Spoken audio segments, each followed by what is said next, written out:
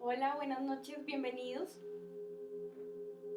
No sé si me están escuchando, si me pueden confirmar si me están escuchando bien.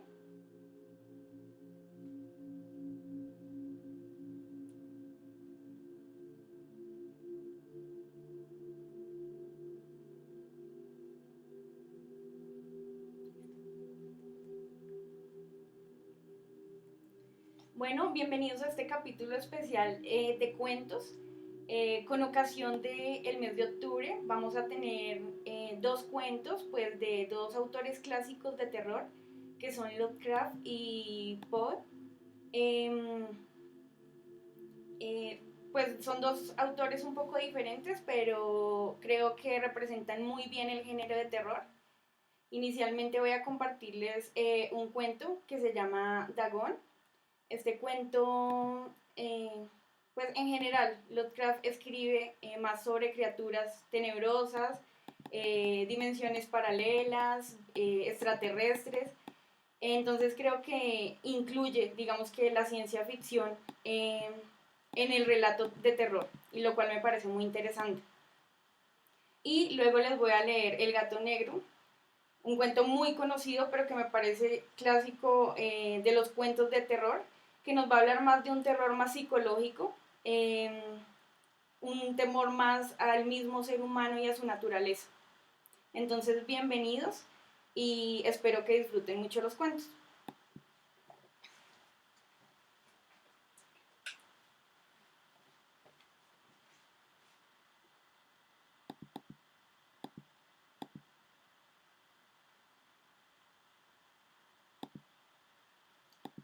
Dagón. Escribo esto bajo una tensión psicológica considerable, ya que al llegar la noche, mi vida llegará a su final. Sin un céntimo, y agotado el suministro de droga, que es lo único que logra hacerme llevadera la existencia, no podré tolerar más este tormento, y me lanzaré por la ventana de este ático a la miserable calle. Que mi dependencia a la morfina no los lleva a considerarme un salvaje o un miedoso. Cuando haya leído estas páginas escritas vertiginosamente, podrán entender, aunque quizá no del todo, por qué debo morir u olvidar. Fue en uno de los lugares más abiertos y desolados del Océano Pacífico, donde la embarcación, del que yo era tripulante, fue alcanzada por el cazador de barcos alemán. Por ese entonces, la Gran Guerra se hallaba en sus inicios, y las fuerzas marítimas del Uno aún no habían alcanzado su decadencia posterior. Así que nuestro navío fue capturado según las convenciones, y su tripulación tratada con la consideración y el respeto debidos a cualquier prisionero de guerra. Efectivamente, la disciplina de nuestros captores era tan laxa que una semana más tarde logré escapar en un pequeño bote con provisiones y agua para varios días. Cuando finalmente estuve libre y con las ataduras cortadas, no tenía mucha idea de mi ubicación. No siendo un navegante experimentado, tan solo podía suponer someramente, por el sol y las estrellas, que me encontraba debajo de la línea del Ecuador. No sabía mi longitud y no había tierra a la vista, ni costas ni islas.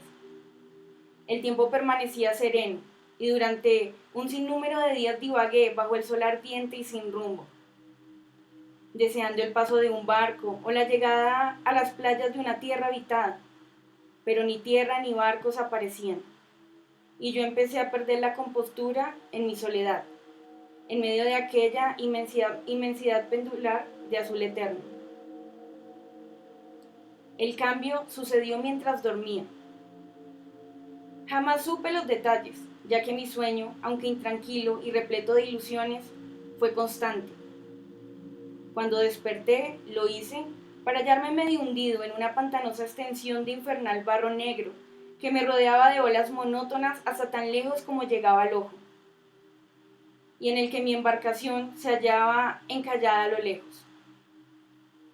Si bien podría esperarse que mi primera reacción ante esa transformación asombrosa e inesperada del paisaje fuera la sorpresa, en realidad me hallaba más horrorizado que extrañado, ya que había en el aire y en el suelo podrido una atmósfera siniestra que me lava hasta lo más profundo.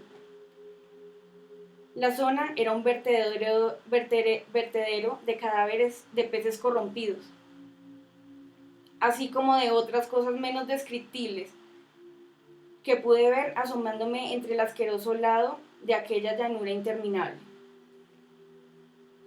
Tal vez no debiera tratar de describir con simples palabras la terrible abominación que parecía adueñarse del silencio absoluto y la estéril inmensidad. No había absolutamente nada al alcance del oído, ni de la vista, excepto una eternidad de cielo negro, y a pesar de todo, la total quietud y la monotonía del paisaje me llenaban de un pánico indescriptible. El sol ardía en un firmamento que se me hizo casi negro en su maligna ausencia de nubes, como reflejando los pantanos de tinta que había bajo mis pies. Mientras me arrastraba hacia el bote encallado, entendí que solo había una teoría que podía explicar mi situación. Debido a alguna catástrofe volcánica sin igual, parte del lecho marino debía haber emergido, revelando áreas que habían permanecido ocultas durante millones de años en las imposibles profundidades del océano. Tan enorme era la amplitud de esa tierra nueva alzada bajo mis pies, que por más que forzara el oído, no se oía el menor murmullo de oleaje. Tampoco se encontraba allí ninguna ave marina para alimentarse de los animales muertos.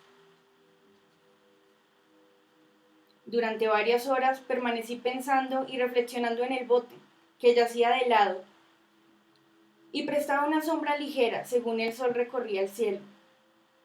Al correr el día, el suelo fue perdiendo poco a poco algo de fluidez, tornándose rápidamente lo suficientemente seco como para permitirme viajar a través de él.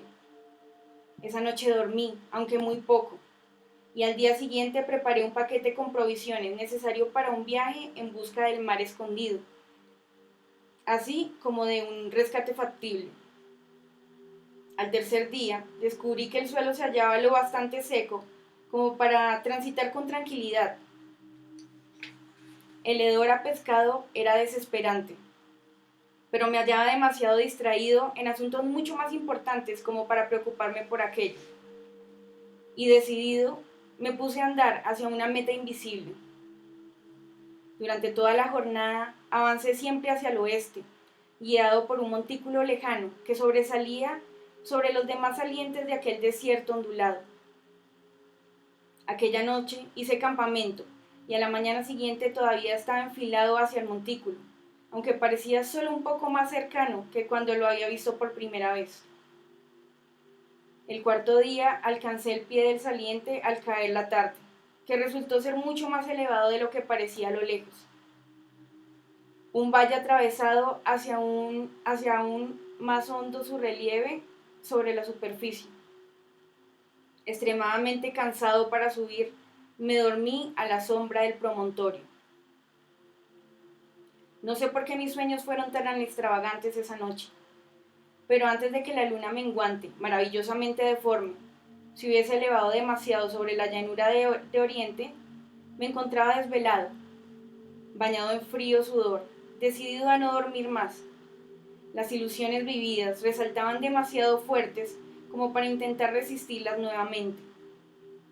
Y al brillo de la luna entendí cuán idiota había sido viajar durante el día. Sin el resplandor del sol ardiente, mi viaje hubiera sido menos agotador. De hecho, me sentí de nuevo lo suficientemente fuerte como para retomar la escalada que había descartado al atardecer. Recogiendo mis cosas, empecé a subir hacia la cima del promontorio. Ya he dicho que la monotonía eterna de la llanura ondulante producía un leve miedo en mí, pero creo que mi horror se vio acentuado cuando alcancé la cumbre del montículo y observé al otro lado del inmenso cañón o despeñadero, cuyas oscuras profundidades la luna, aún no lo bastantemente elevada, no había llegado a iluminar todavía.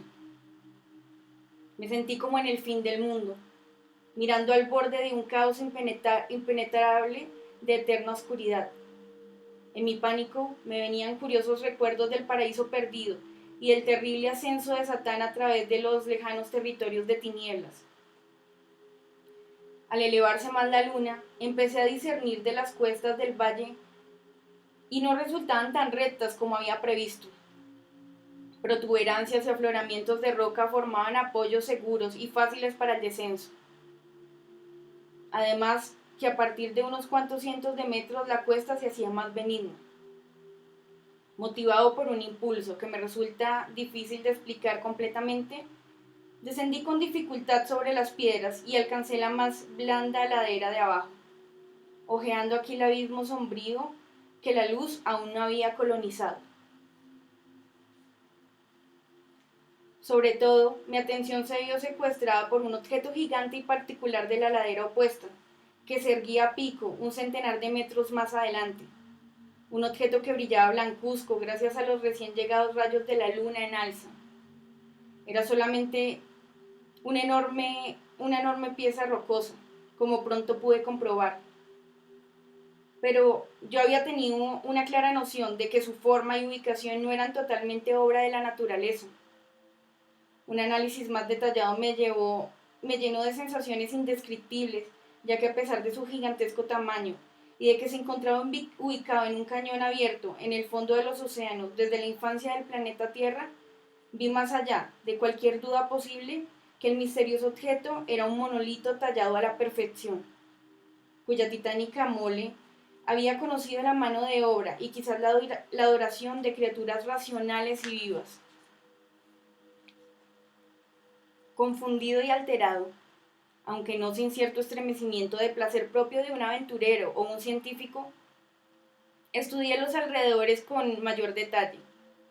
La luna, ahora cercana al cenit, resplandecía de manera misteriosa y vívida sobre los peldaños colosales que rodeaban el abismo, revelando un pequeño riachuelo de agua que fluía al fondo, desvaneciéndose en ambos sentidos y casi llegando a tocar mis pies. Cuando me detuve al pie de la ladera, al otro lado del despeñadero, las minúsculas olas golpeteaban la base del gigantesco monolito, en cuya superficie se pueden ver entonces inscripciones talladas y relieves toscos. La escritura estaba basada en un sistema de jeroglíficos nunca antes visto por mí, diferente a cuanto hubiera visto en los libros. Estaba formada en su mayoría por símbolos acuáticos convencionales, tales como moluscos, peces, anguilas, ballenas, pulpos, crustáceos y otros seres así. Algunos caracteres claramente representaban seres marinos desconocidos todavía para el mundo moderno, pero cuyos cuerpos en descomposición yo había contemplado en la llanura surgida del fondo del mar. De todo lo visto, fueron los relieves pictóricos lo que más me impresionó. Visibles claramente al otro lado del agua de por medio, gracias a su colosal envergadura, formaban un grupo de bajorrelieves cuyos temas hubieran podido despertar la envidia de Doré. Creo que podría creerse que aquellos seres representaban hombres, o al menos cierto tipo de hombres, aunque se mostraba a los seres jugueteando como peces en aguas de alguna cueva acuática, o rindiendo culto en algún santuario eterno, al parecer también bajo el agua. No me atreví a entrar en detalle acerca de sus rostros y formas, ya que el simple recuerdo me provoca pavor. Deformes, más allá de toda imaginación, resultaban a grandes rasgos terriblemente humanos, a pesar de sus pies y manos palmeadas, labios penosamente gruesos y flácidos, ojos saltones y nublados, así como otras características aún menos felices de rememorar.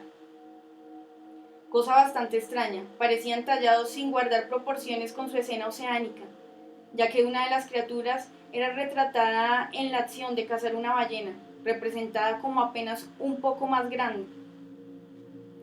Me di cuenta de su deformidad e inusual estatura, pero inmediatamente decidí que se trataba simplemente de los dioses imaginarios de alguna tribu primitiva de marineros o pescadores, una tribu cuyo último antepasado había desaparecido antes de que surgiera el primer descendiente del hombre de Piltdown, o del Neandertal. Horrorizado por este repentino vistazo al pasado, mucho más alejado de la imaginación del más curtido de los antropólogos, estuve meditando, mientras la luna vertía misteriosos reflejos en el silencioso riachuelo que había frente a mí. Entonces, de pronto, lo vi. Con tan solo un suave salpicar, indicando su llegada a la superficie, el ente se alzó sobre las aguas oscuras, enorme, semejante a un cíclope, horripilante. Se lanzó como un terrible monstruo de tormenta hacia el monolito, al que cogió con sus titánicos brazos escamosos, al tiempo que movía su cabeza monstruosa para emitir algunos sonidos pausados. Creo que enloquecí en ese momento. De mi desquiciada subida a la ladera y al risco, así como de mi alucinante regreso al pequeño bote encallado, poco es lo que pueda recordar en mi memoria. Creo que canté durante largo rato y que carcajeaba en forma extravagante cuando ya no fue posible seguir cantando. Conservo confusas memorias de una gran tormenta desenlazada poco después de llegar al bote, y de alguna manera sé que escuché el retumbar de los truenos, así como otros sonidos que la naturaleza emite solamente en sus momentos más desembocados. Cuando volví de entre las tinieblas, me encontraba en un hospital de San Francisco, llevado allí por el capitán del navío norteamericano que había hallado mi bote en mitad del océano. Había hablado mucho durante mi desvarío, pero supe después que había prestado poca atención a mis palabras. Mis rescatadores nada conocían de tierras surgidas del Pacífico, y no vi prudente insistir sobre cosas que estaba seguro no creerían. En cierta ocasión, visité a un famoso etnólogo y lo distraje con preguntas curiosas acerca de la antigua leyenda filistea de Dagon, el dios pez, pero entendiendo enseguida que era incorregiblemente convencional, desistí de mi examen. Es al caer la noche, sobre todo cuando la luna es menguante y deforme, cuando veo al ser. Probé la morfina, pero la droga ha resultado ser solamente una solución fugaz y me ha apresado entre sus talones como un esclavo sin perspectiva de escape. Así que voy a dar fin a todo. Habiendo transcrito una narración completa para el conocimiento o la soberbia diversión de mis colegas, constantemente me pregunto si todo no habrá sido una fantasía, simplemente un monstruo de la calentura sufrida mientras yacía preso en la insolación y enajenado en el bote sin techo. Tras mi escape del buque de guerra alemán, eso me digo a mí mismo, pero siempre llega una horripilante y corpórea imagen a manera de respuesta. No puedo recordar el profundo mar sin sufrir escalofríos. Por los seres indescriptibles, que puede que en este mismo momento estén arrastrándose y removiéndose en sus fondos pantanosos, adorando antiquísimos ídolos de piedra y cincelando sus propias y odiosas imágenes en obeliscos acuáticos de granito húmedo. Sueño con la hora en que puedan surgir de entre las olas y hundir entre sus garras a los remanentes de una raza humana débil y agotada para las guerras. La hora en que la tierra se hunda y el tenebroso lecho marino se alce entre el caos mundial. El fin está cerca. Escucho un murmullo en la puerta, como si un cuerpo gigante y escurridizo luchara contra ella. No me encontrará. Dios, esa mano, la ventana. Dagón.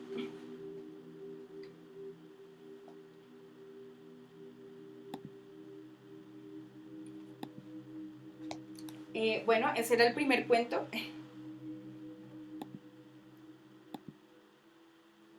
Como les comentaba, pues este autor siempre va a incluir eh, seres antiguos, primigenios les llama él, pues que viven, digamos, ante nuestros ojos.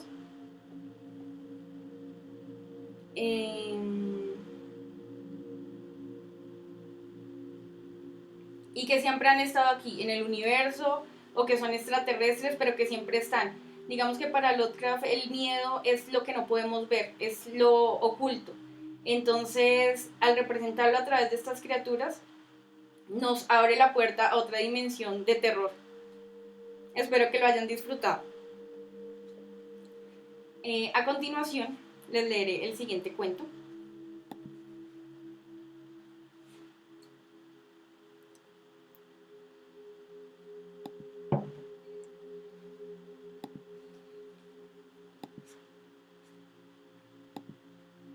El gato negro. No espero ni pido que alguien crea en el extraño aunque simple relato que me dispongo a escribir. Loco estaría si lo esperara, cuando mis sentidos rechazan su propia evidencia. Pero no estoy loco, y sé muy bien que esto no es un sueño. Mañana voy a morir, y quisiera aliviar hoy mi alma.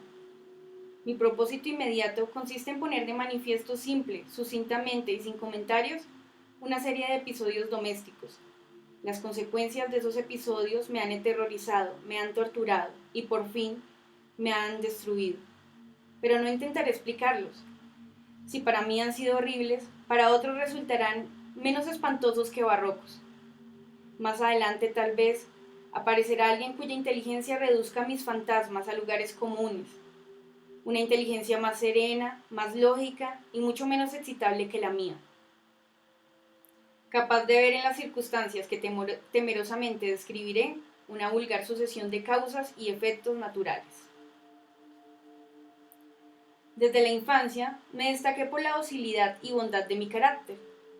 La ternura que abrigaba mi corazón era tan grande que llegaba a convertirme en un objeto de burla para mis compañeros. Me gustaban especialmente los animales, y mis padres me permitían tener una gran variedad.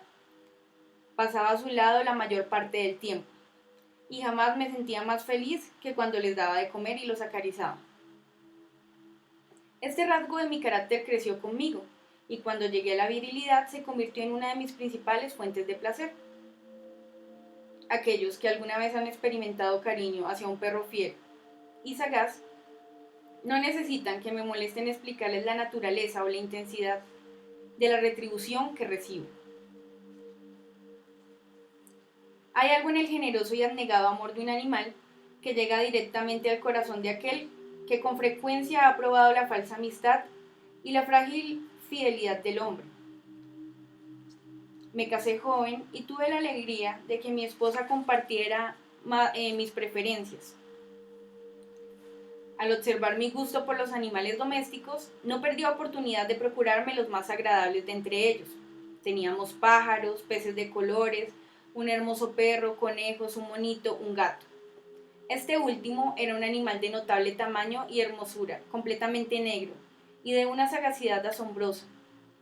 Al referirse a su inteligencia, mi mujer, que en el fondo era no poco supersticiosa, aludía con frecuencia a la antigua creencia popular de que todos los gatos negros son brujas metamorfoseadas. No quiero decir que lo creyera seriamente y solo menciona la cosa porque acabo de recordarla. Plutón, tal era el nombre del gato, se había convertido en mi favorito y mi camarada. Solo yo le daba de comer y él me seguía por todas partes de la casa. Me costaba mucho impedir que anduviera tras de mí en la calle. Nuestra amistad duró así varios años, en el curso de los cuales, enrojezco al confesarlo, mi temperamento y mi carácter se alteraron radicalmente por culpa del demonio. Interperancia. Día a día me fui volviendo más melancólico, irritable e indiferente hacia los sentimientos ajenos. Llegué incluso a hablar descomedidamente a mi mujer y terminé por infligirle violencias personales.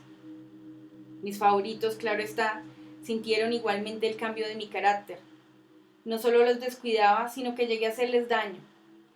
Hacia Plutón, sin embargo, conservé suficiente consideración como para abstenerme de maltratarlo, cosa que hacía con los conejos, el mono y hasta el perro, cuando por casualidad o movido por el afecto se cruzaban en mi camino. Mi enfermedad empeoró, se agravaba. Pues, ¿qué enfermedad es comparable con el alcohol?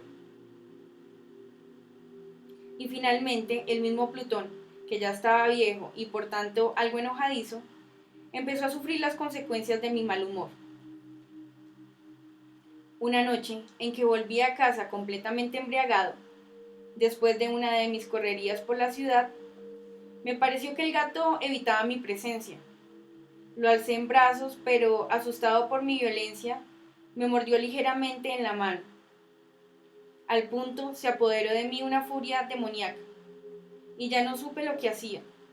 Fue como si la raíz de mi alma se separara de golpe de mi cuerpo. Una maldad más que diabólica, alimentada por la ginebra, estremeció cada fibra de mi ser, sacando del bolsillo del chaleco un cortaplumas.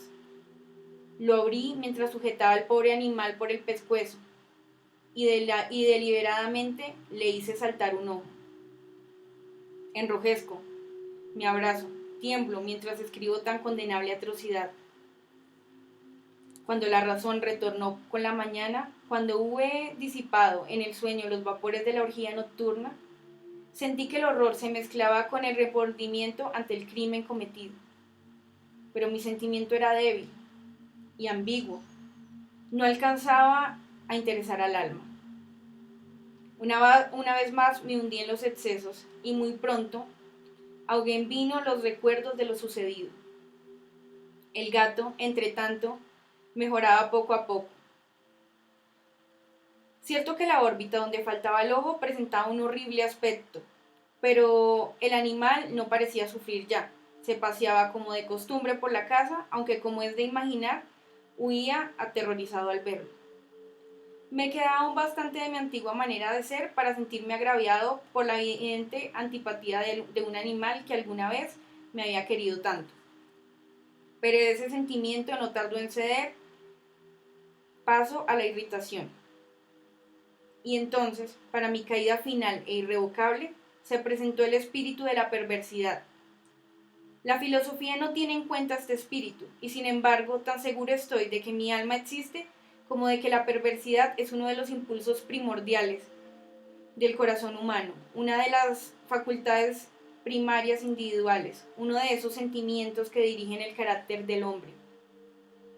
¿Quién no se ha sorprendido a sí mismo 100 veces en momentos en que cometía una acción tonta o malvada por la simple razón de que no debía cometerla?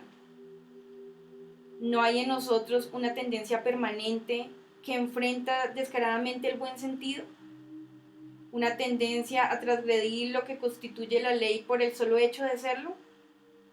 Este espíritu de perversidad se presentó, como he dicho, en mi caída final, y el insondable anhelo que tenía mi alma de vejarse a sí misma, de violentar su propia naturaleza, de hacer mal por el mal mismo, me incitó a continuar.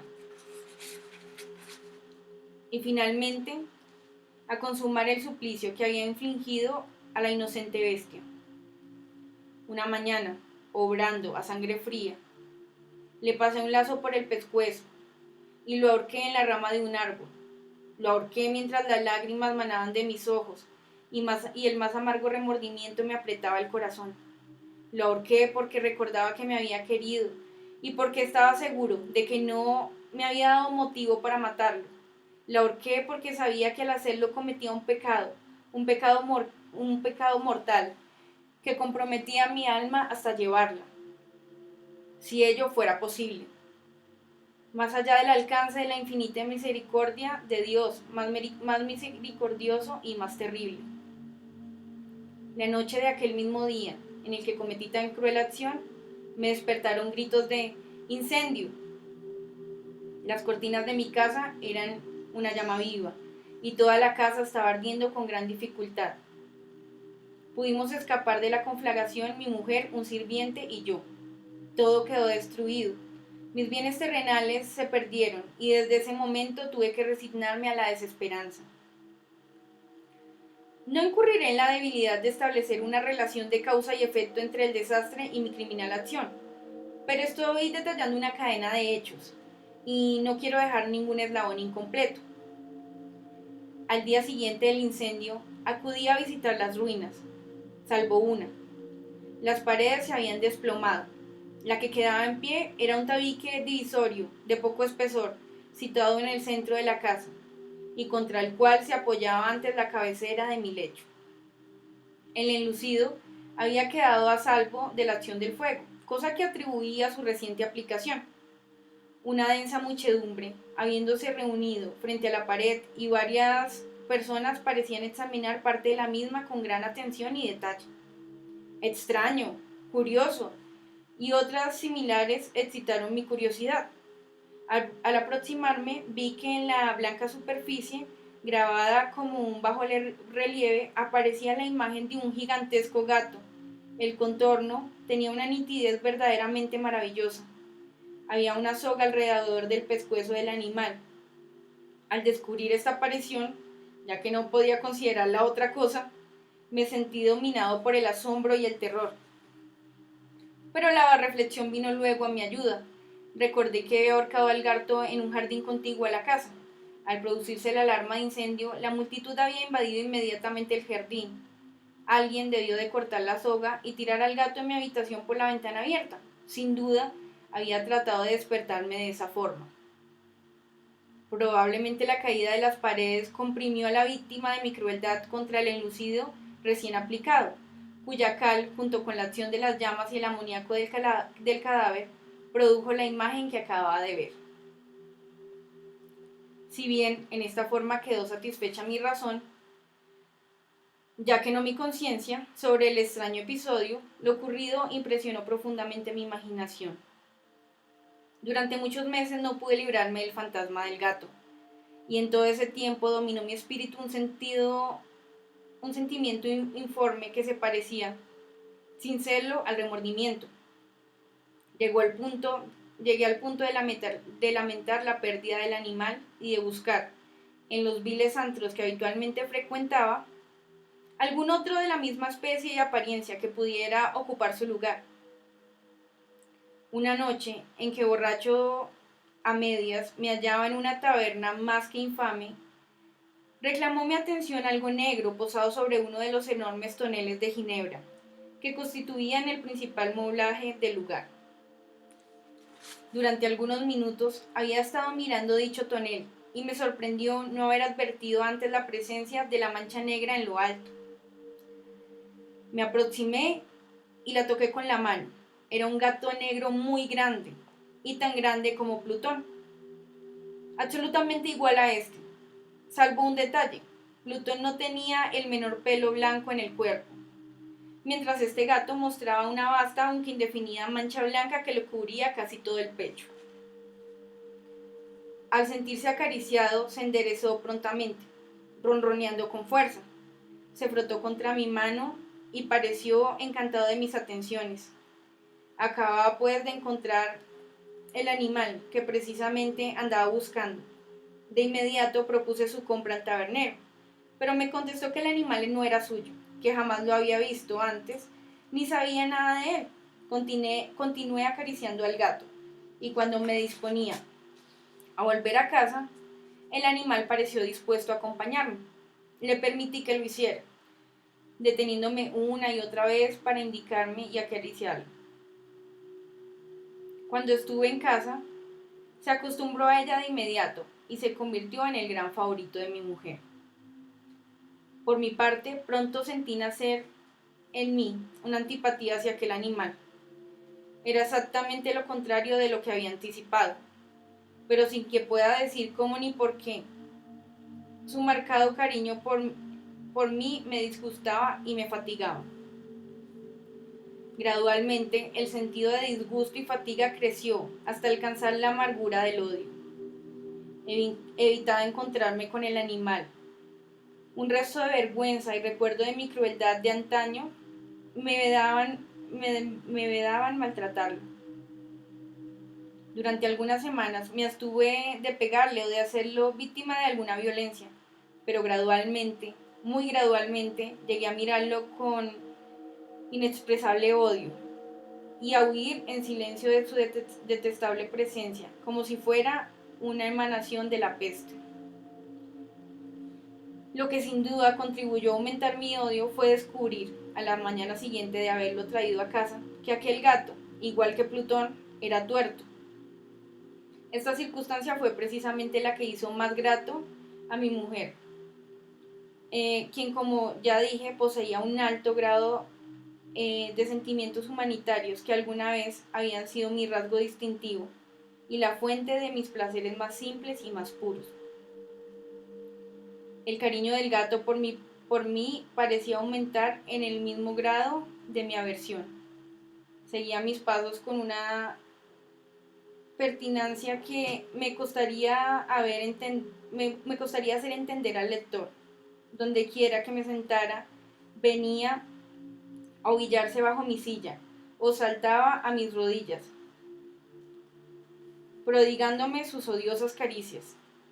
Si echaba a caminar, se metía entre mis piernas, amenazando con hacerme caer, o bien clavaba sus largas y afiladas uñas en mis ropas, para poder trepar hasta mi pecho. En esos momentos, aunque ansiaba aniquilarlo de un solo golpe, me sentía paralizado por el recuerdo de mi primer crimen, pero sobre todo, quiero confesarlo ahora mismo, por un espantoso temor al animal. Aquel temor no era precisamente miedo de un mal físico, y sin embargo, me sería imposible definirlo de otra manera. Me siento casi avergonzado de reconocer, sí, aún en esta celda de criminales, me siento casi avergonzado de reconocer que el terror, el espanto de aquel animal, el que me inspiraba, era intensificado por una de las más insensatas quimeras que sería dado concebir. Más de una vez mi mujer me había llamado la atención sobre la forma de la mancha blanca de la cual ya había hablado, y que constituía la única diferencia entre el extraño animal y el que yo había matado. El lector recordará que esta mancha, aunque grande, me había aparecido al principio de forma indefinida, pero gradualmente, de manera tan imperceptible que mi razón luchó durante largo tiempo por rechazarlo como fantástica, la mancha fue asumiendo un contorno de rigurosa precisión.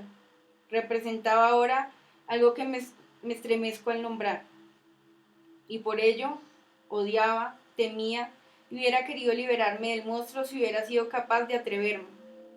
Representaba, digo, la imagen de una cosa atroz, siniestra, la imagen del patíbulo, oh, lúgubre y terrible, máquina del horror y del crimen, de la agonía y de la muerte. Me sentí entonces más miserable que todas las miserias humanas. Pensar que una bestia, cuyo semejante había yo destruido desdeñosamente, una bestia era capaz de producir tan insoportable angustia en un hombre creado a imagen y semejanza de Dios. Ay, ni de día ni de noche pude yo gozar de la bendición del reposo. De día aquella criatura no me dejaba un instante solo. De noche desesperaba hora a hora de los más horrorosos sueños, para sentir el ardiente aliento de la cosa en mi rostro y su terrible peso, pesadilla encarnada de la que no me era posible despertarme, apoyado eternamente sobre mi corazón. Bajo el agobio de tormentos semejantes, sucumbió en mí lo poco que me quedaba de bueno. Solo los malos pensamientos disfrutaban ya de mi intimidad, los más tenebrosos, los más perversos pensamientos. La melancolía habitual de mi humor creció hasta convertirse en aborrecimiento de todo lo que me rodeaba y de la entera humanidad. Y mi pobre mujer, de que nada se quejaba, llegó a ser habitual y paciente víctima de los repentinos y frecuentes arrebatos de ciega cólera a la que me abandonaba. Cierto día, para cumplir una tarea doméstica, me acompañó al sótano de la vieja casa donde nuestra pobreza nos obligaba a vivir. El gato me siguió mientras bajaba la empinada escalera y estuvo a punto de tirarme cabeza abajo, lo cual me exasperó hasta la locura. Alzando un hacha y olvidando en mi rabia los pueriles temores que hasta entonces había detenido mi mano, descargué un golpe que hubiera matado instantáneamente al animal de haberlo alcanzado. Pero la mano de mi mujer detuvo su trayectoria. Entonces, llevado por una intervención a una rabia más que demoníaca, me zafé de su brazo y le hundí el hacha en la cabeza. Sin un solo quejido cayó muerta a mis pies. Cumplido este espantoso asesinato, me entregué al punto y con toda sangre fría la tarea de ocultar el cadáver. Sabía que era imposible sacarlo de la casa, tanto de día como de noche, sin correr el riesgo de que algún vecino me observara. Diversos proyectos cruzaron mi mente. Por un momento pensé en descuartizar el cuerpo y quemar los pedazos. Luego se me ocurrió cavar una tumba en el piso del sótano. También pensé si no convenía arrojar el cuerpo al pozo del patio y meterlo en un cajón como si se tratara de una mercadería común. y llamar a un mozo de cordel para que lo retirara de casa, pero al fin di con lo que me pareció mejor expediente y decidí emparedar el cadáver en el sótano, tal como se dice de los monjes en la Edad Media, que así emparedaban a sus víctimas. El sótano se adaptaba bien a este propósito. Sus muros eran de material poco resistente y estaban recién revocados con un mortero ordinario, que la humedad de la atmósfera no había dejado endurecer. Además, en una de las paredes se veía la saliencia de una falsa chimenea, la cual había sido rellenada y tratada de manera semejante al resto del sótano. Sin lugar a dudas, sería muy fácil sacar los ladrillos de esa parte, introducir el cadáver y tapar el agujero como antes, de manera que ninguna mirada pudiese descubrir algo sospechoso. No me equivocaba en mis cálculos. Fácilmente saqué los ladrillos con ayuda de una palanca y luego de colocar cuidadosamente el cuerpo contra la pared interna, lo mantuve en una posición mientras aplicaba de nuevo la mampostería en su forma original. Después de procurarme amalgama, arena y cerda, preparé un enlucido que no se distinguía del anterior y revoqué cuidadosamente el nuevo enladrillado. Concluida la tarea, me sentí seguro de que todo estaba bien. La pared no mostraba la menor señal de haber sido tocada.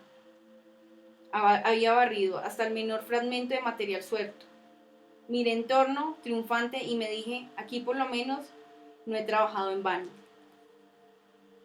Mi paso siguiente consistió en buscar a la bestia causante de tanta desgracia, pues al final me había decidido a matarla. Si en aquel momento el gato hubiera surgido ante mí, su destino habría quedado sellado. Pero por lo visto el astuto animal, alarmado por la violencia de mi primer acceso de cólera, se cuidaba de aparecer mientras no cambiara mi humor. Imposible describir o imaginar el profundo, el maravilloso alivio que la ausencia de la detestable criatura trajo a mi pecho.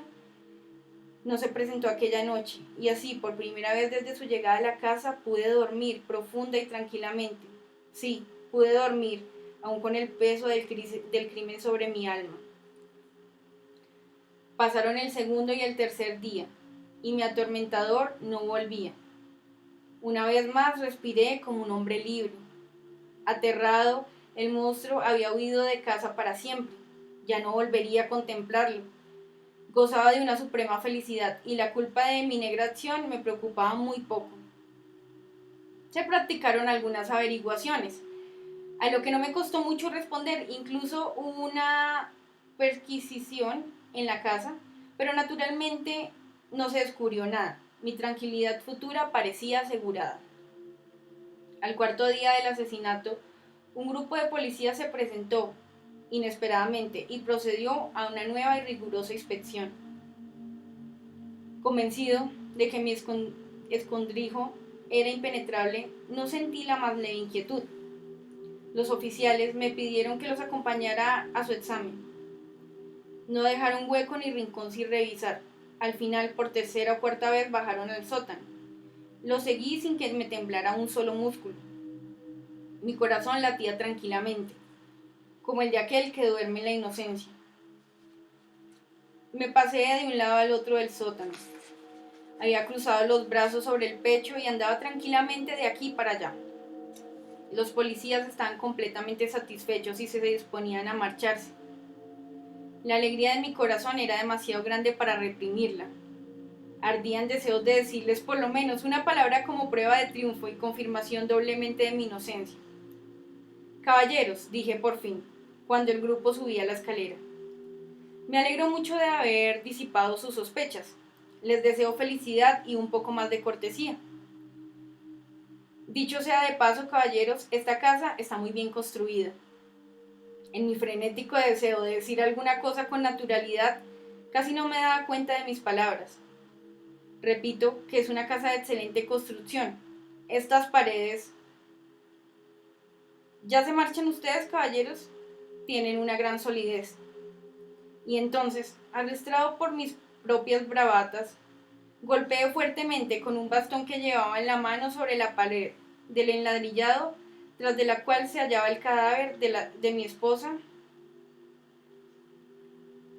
Se hallaba el cadáver de la esposa de mi corazón, perdón. Que Dios me proteja y me libre de las garras del archidemonio.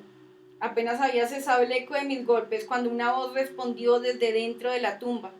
Un quejido sordo y entrecortado, al comienzo semejante al sollozar de un niño, que luego creció rápidamente hasta convertirse en un largo, agudo y continuo alarido, anormal, como inhumano, un aullido, un clamor de lamentación, mitad de horror, mitad de triunfo, como solo puede haber brotado en el infierno de la garganta de los condenados a su agonía y de los demonios exultantes en la condenación.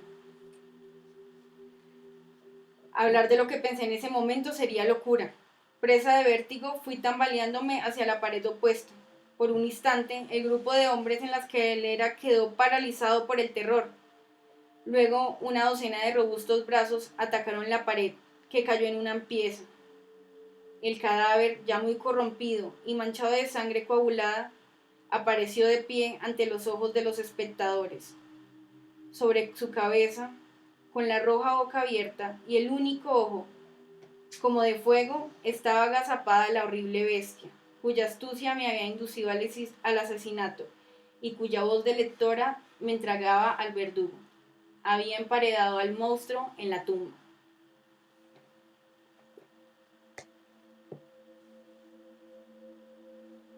Bueno, este es el segundo cuento.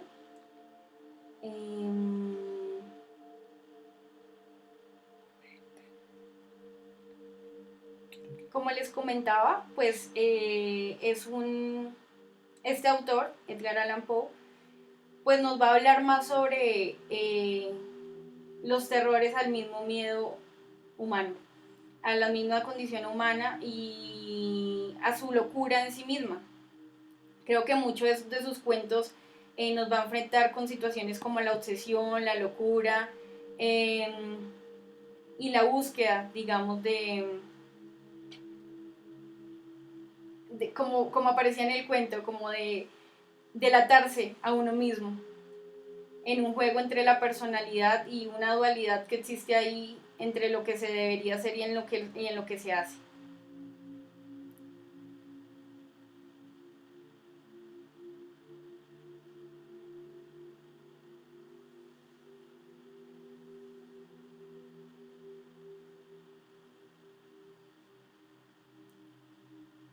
¿Listo? Entonces, pues quisiera agradecerles a todos por haberme acompañado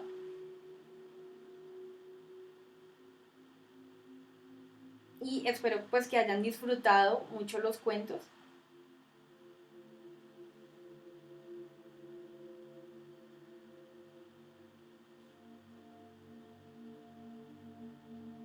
Muchísimas gracias y nos veremos en otra siguiente lectura.